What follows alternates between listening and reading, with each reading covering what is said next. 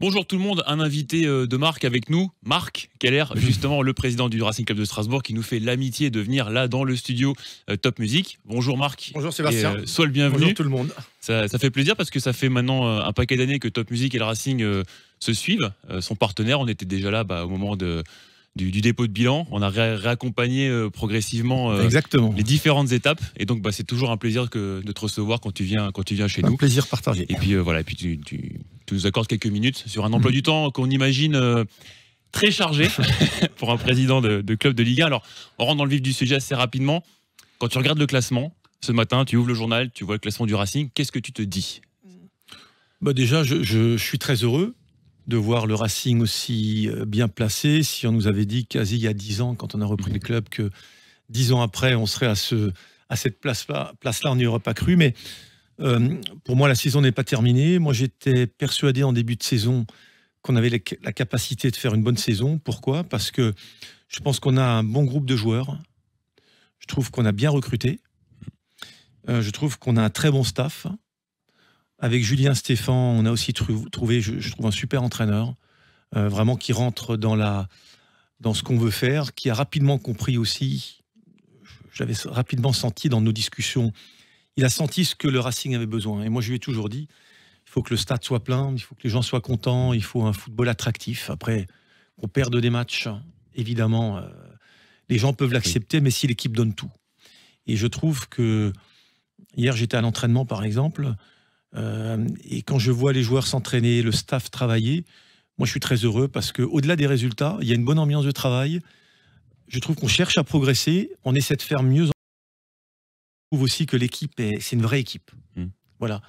Après, le classement, maintenant qu'on est mathématiquement sauvé, entre guillemets, on va essayer de faire le mieux possible. Voilà. Évidemment. Un mot tiens, rapidement sur Julien Stéphan. Aujourd'hui, tu t'accordes, comme tout le monde, à dire que c'est l'un des tout meilleurs entraîneurs français, si ce n'est peut-être même le meilleur actuellement. Par rapport à ce qu'il propose, la cohérence, on voit que l'équipe est toujours équilibrée. Moi, je suis très satisfait. On est très content de l'intégration de Julien. Il a signé pour 3 ans avec nous. Mais moi, je ne raisonne pas toujours en fonction de quelques résultats. On a travaillé avec Thierry Loret pendant 5 ans. Il y a eu parfois des hauts, il y a eu quelques bas, mais moi je vois les gens travailler. Voilà, et quand je vois les gens travailler, j'arrive à analyser la situation et je trouve que il travaille bien. Voilà, il s'est bien intégré avec nous. Il travaille très bien aussi avec Loïc Désiré, tous les trois quand on parle de recrutement. Je crois qu'il a bien compris aussi où le club va aller et on essaie tout le club de le mettre dans les meilleures dispositions. Et c'est aussi mon travail, vraiment le mettre dans le meilleur cadre pour qu'il puisse travailler sereinement, pour exploiter tout son potentiel. Et c'est vrai pour l'entraîneur, mais c'est vrai pour le staff en général. Et c'est vrai aussi, bien sûr, pour les joueurs. Et je trouve que là aussi, on a un groupe et de qualité sportive, mais aussi un groupe qui vit bien et qui a envie de vivre ensemble. Oui, ça se ressent quand on est en zone mixte avec eux. Exactement. On le ressent vraiment. Cette place, forcément, tous les supporters, ils doivent en parler aussi presque au quotidien, cette place européenne en fin de saison. Sincèrement, ce serait une bonne nouvelle ou ce serait un petit peu galère parce qu'on sait qu'il y a les chantiers de rénovation, on sait qu'on a vu que l'année dernière, ça demande des ajustements assez importants. Sébastien, la réponse, elle est très claire. Ce serait une très bonne nouvelle, mais quand on était en CFA, qu'on est monté rapidement en national, on a dû s'adapter. Quand on est monté en Ligue 2, on a dû s'adapter. Quand on est monté en Ligue 1, on a dû s'adapter plus vite que prévu. On a gagné la Coupe de la Ligue, on a joué, on peut dire, la Coupe d'Europe quand même, jusqu'à Francfort. On s'est toujours adapté. On a toujours trouvé les solutions aux problèmes qui se sont posés à nous. Donc, on va tout faire. Moi, je le dis souvent en début de saison. Avec les moyens que nous avons derrière les 7 gros français aujourd'hui, c'est bien sûr rester toujours en Ligue 1. Le socle, c'est la Ligue 1, mais on ne s'interdit rien, on veut faire le mieux possible. Le mieux possible cette année est plus élevé que l'année dernière. On l'a senti rapidement.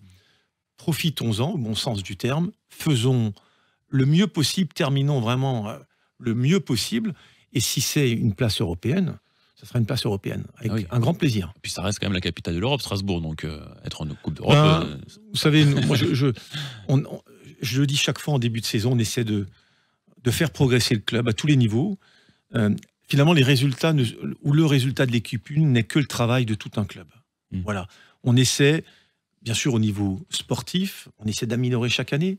Par exemple, cette année, l'arrivée de Greg Dupont est aussi essentielle pour la performance. J'allais y venir aussi. Après, c'était prévu. On a un nouveau staff aussi qui travaille bien. On a pris des joueurs, on va pas peut-être parler d'effectifs, mais on a un peu renouvelé tout doucement la défense. Il y a un vrai travail, collectif, global, pour mettre notamment Julien, son staff et les joueurs dans les meilleures conditions. Et quand ça sourit, on a une bonne équipe. Alors, on sort, autre sujet, d'une période qui est un petit peu compliquée, un Covid, médias pro, etc. Comment s'en sort le Racing aujourd'hui? Et tu l'as déjà dit aussi, on prépare la saison prochaine. Hein. Le budget, comment est-ce qu'il va évoluer? Est-ce qu'on arrive à constituer d'ores et déjà un budget 2022-2023 cohérent pour être en raccord avec tous ces objectifs que tu évoques? Alors, on a eu ces dernières saisons, vous le savez, 2 crises majeures, la crise sanitaire, la crise média pro. On a été bien aidé par l'État sur les coûts fixes, sur la billetterie, sur les charges notamment, mais bien sûr que le club a dû assumer, disons, une situation inédite. On a toujours fait des budgets équilibrés. Depuis ces 2 crises, on est un peu déséquilibré comme tous les clubs français, mais on s'en sort parce qu'on a des fonds propres, donc des réserves. On a vendu aussi un joueur à un moment donné. On a essayé de travailler sur les économies. On a essayé de travailler aussi sur l'augmentation des recettes. Mais encore une fois, on essaie d'être le plus ambitieux possible dans un budget raisonné, avec l'actionnariat qu'il y a aujourd'hui. C'est ce qu'on essaie de faire. Je pense qu'il y a les 4 clubs historiques, Paris, Lyon, Marseille, Monaco, bien sûr, qui sont devant. Il y a le Stade Rennais avec la famille Pinault, il y a Ineos à Nice, il y a aussi les fonds américains à Lille qui sont nettement devant les autres budgets.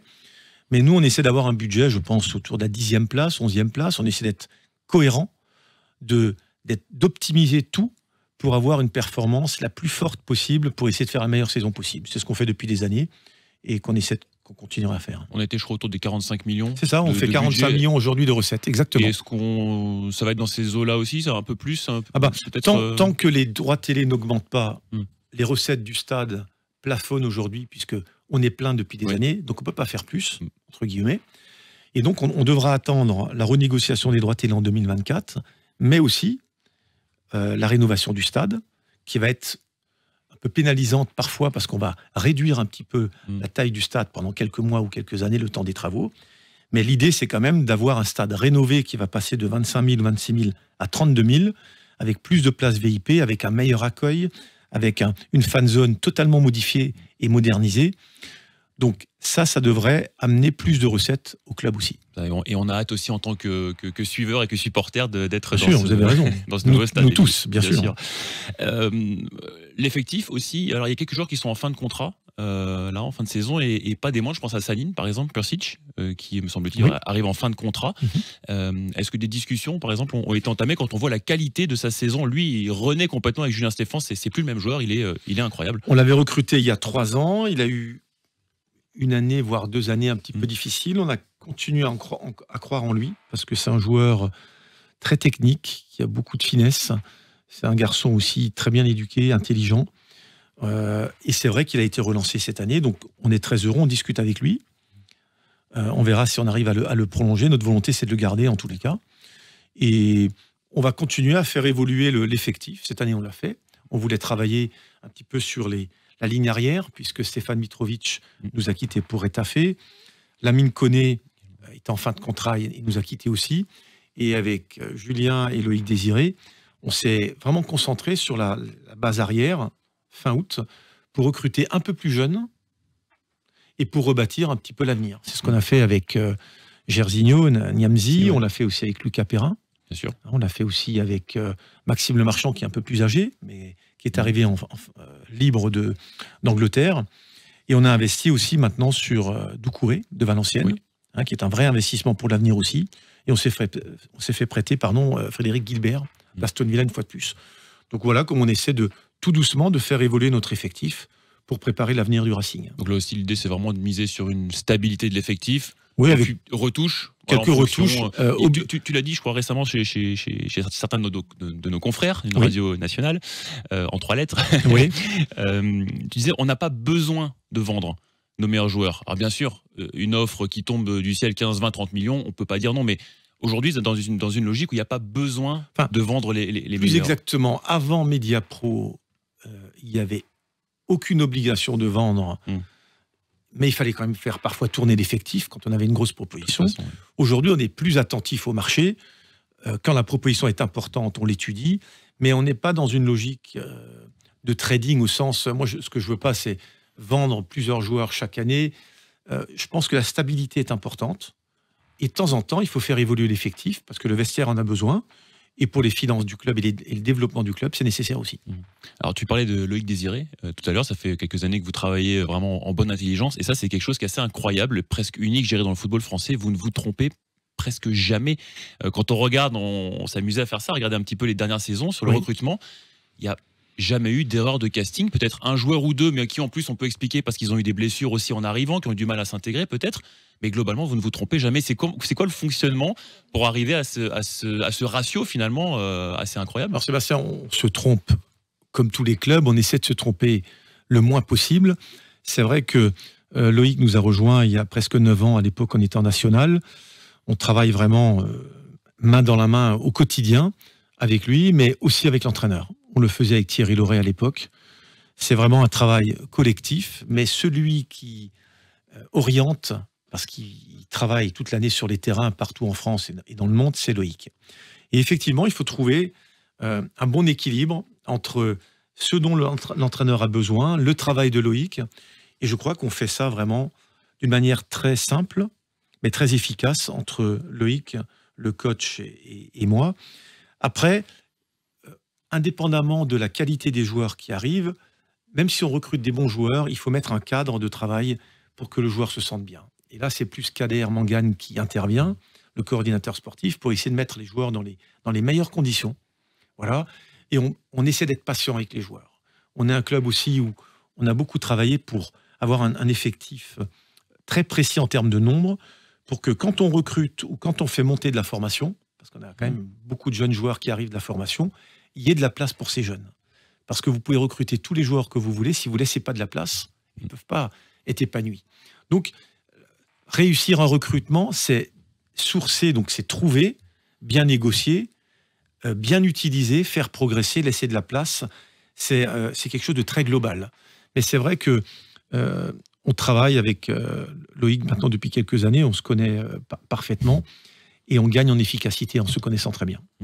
On a vu dans un passé assez récent qu'un Jérémy Grimm, un Alsacien sous le maillot du Racing, ça avait forcément un impact. Alors évidemment, on n'a pas Jonathan Klaus sur le flanc droit, Gaëtan Weisbeck ou Riyad Boudbouz dans l'axe, ou Schneiderlin ou Michael Cuisance. Néanmoins, on a vu qu'avec le petit Nordine Candil, un enfant de la Méno, exactement, les premières minutes jouées à la Méno, tout de suite, ça avait réagi. Est-ce que c'est compliqué pour un club, alors le Racing ou d'autres, de recruter vraiment dans sa région? Alors Sébastien, nous, au niveau du centre, c'est François, mon frère, qui dirige le centre de formation avec Pascal Dronelet dans le recrutement. Et on fait un travail énorme sur le territoire. Donc, Strasbourg, Eurométropole, Bas-Rhin, Haut-Rhin. Donc l'Alsace. On travaille très fort. On a beaucoup de jeunes joueurs qui arrivent. Et je trouve que c'est très, très important dans l'identification, dans l'ADN du club, d'avoir des jeunes qui viennent de l'académie. Et c'est vrai, vous avez parlé de Jérémy Grimm, qui est un peu plus âgé, qui était chez nous, qui est parti et qui est revenu. Mais moi je ne reste pas seulement à l'origine alsacienne. Je pense que c'est très bien d'avoir des gens qui sont nés ou qui ont vécu ici pour encourager les familles, leurs familles à venir. Ça donne une bonne ambiance. Mais je pense aussi que notre responsabilité, c'est bien d'acclimater ceux qui arrivent. Dimitri Liénard, par exemple, vient de Belfort. On le considère aujourd'hui comme quelqu'un de chez nous. Ah oui. Et je pense qu'un Matt Sels, un Adrien Thomasson, un Ludo Ajorc, et d'autres, je ne veux pas tous les citer, ce sont des gens qui se sont adaptés à Strasbourg, qui adorent la région. Un certain nombre ont d'ailleurs acheté des maisons ou des appartements dans la ville ou dans l'Eurométropole. Je pense que le Racing, c'est aussi ça. C'est intégrer ceux qui viennent d'ici, les autres, pour faire finalement un groupe harmonieux, ambitieux et qui a envie de vivre ensemble. Et ça, on a bien réussi pour l'instant. Et puis ça se ressent, et puis voilà, on voit que le public est derrière eux. De toute façon, parce qu'ils mouillent le maillot, ce sont les valeurs que tu évoquais. Exactement. Justement, alors je viens de finir, ça va être bientôt publié, une série de podcasts sur l'académie. Quand on a repris ça il y a 10 ans, c'était une page blanche puisque le centre de formation a perdu toutes ses qualifications, attributions. 10 ans après, où est-ce qu'on en est de cette Racing Mutest Academy, puisque c'est son nom aujourd'hui? Quel bilan toi tu peux nous en tirer? La Racing Mutest Academy est un élément essentiel de notre projet. On travaille avec le centre de formation main dans la main. Loïc Désiré, Pascal Dronnet, François font des réunions quasi quotidiennes pour voir les jeunes qui peuvent monter. Fofana, Simacan, maintenant il y a Diarra, il y a le petit Nordine Candil, enfin il y a beaucoup de jeunes qui sortent de l'académie. À nous aussi, les dirigeants, et notamment moi, le président avec l'entraîneur et Loïc, de laisser un peu de place pour que les jeunes puissent s'acclimater. Je trouve qu'on commence à avoir de nombreux jeunes, et pour la première année, on a prêté beaucoup de joueurs, vous le savez. On a prêté le jeune Bastien, par exemple, est titulaire à Annecy. C'est une belle réussite pour nous. L'année dernière, il a signé pro. C'était un petit peu juste, il fallait le faire jouer. S'il était resté chez nous, il y avait beaucoup de concurrence avec Anthony Cassi et Dimitri Liénard. On l'a prêté, il a fait une saison complète en national. Et ça, on veut le reproduire. Donner de la place aux jeunes ou les prêter pour qu'ils aient du temps de jeu. On l'a fait avec le jeune Senaya aussi à Sochaux et d'autres joueurs. Et ça, c'est vraiment, ça traduit l'importance que le centre de formation a. Bien sûr, les relations sont très fluides entre le centre et nous. Il se trouve que mon frère est en plus responsable du centre.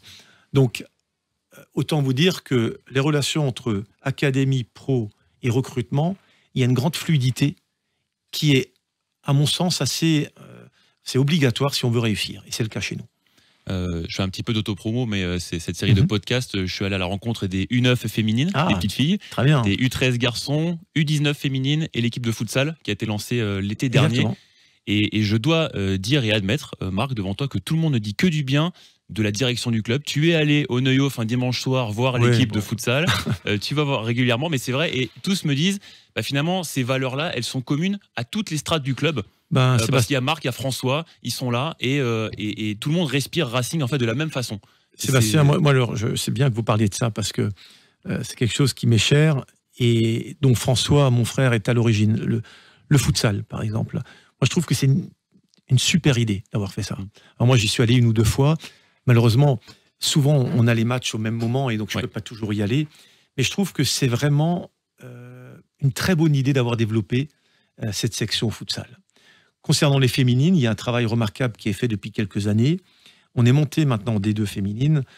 François a pensé à faire venir Vincent Noguera. Et tu le connais aussi. Il fait un travail remarquable. Il connaît l'ADN du club, il connaît comment on travaille, il travaille main dans la main avec François au centre aussi. Donc, c'est bien précisé, c'est un seul club avec des entités différentes, mais qui partagent les mêmes valeurs. Et je trouve que ça, c'est une grande réussite. Je regrette simplement que le match des féminines ait souvent lieu le même jour, aux mêmes horaires que la Ligue 1. Et donc, moi, j'ai pu voir que 2-3 matchs cette saison, alors que j'adore, quand j'ai du temps libre le week-end, quand on ne joue pas, aller voir les U19, la réserve, ou les U17, ou les féminines, tout simplement. Bon, 2 petites questions encore. Je voulais qu'on revienne sur Grégory Dupont, qui est donc conseiller en performance. Quelle est sa fonction? Comment il agit au quotidien par rapport au club? Parce qu'on voit qu'effectivement l'équipe est performante, il y a relativement peu de blessures, et on fait vite un parallèle entre son arrivée et puis finalement un niveau de performance aussi qui dure dans le temps. Comment ça s'organise tout simplement? Sébastien, l'arrivée de Greg Dupont s'inscrit un petit peu dans notre volonté d'optimiser ou d'améliorer, de faire progresser le club chaque année. C'est vrai avec des préparateurs physiques, c'est vrai avec notre médecin François Pietra qui fait un très bon travail, mais qui est à plein temps chez nous maintenant depuis 2 ans, heureusement. Et Julien voulait un responsable de la performance qui chapeaute un petit peu, pas seulement les préparateurs physiques, mais un petit peu une optimisation globale des joueurs. Ça va du sommeil à l'alimentation, mais à la préparation physique par exemple. Il avait pensé à Greg Dupont, on l'a rencontré. Il nous a rejoint, pas à temps plein, parce qu'il est à Lille, mais pour nous, je trouve que c'est vraiment quelque chose de très important parce qu'il arrive avec une vraie expérience. Il a eu un rôle important à la Fédération française de foot. Il a été au Real de Madrid aussi.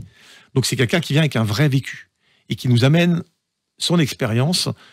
Et surtout, au-delà de tout ça, c'est une personne qui est très discrète, presque timide, mais qui est un cerveau de compétences. Et je trouve qu'il s'est totalement intégré à notre club.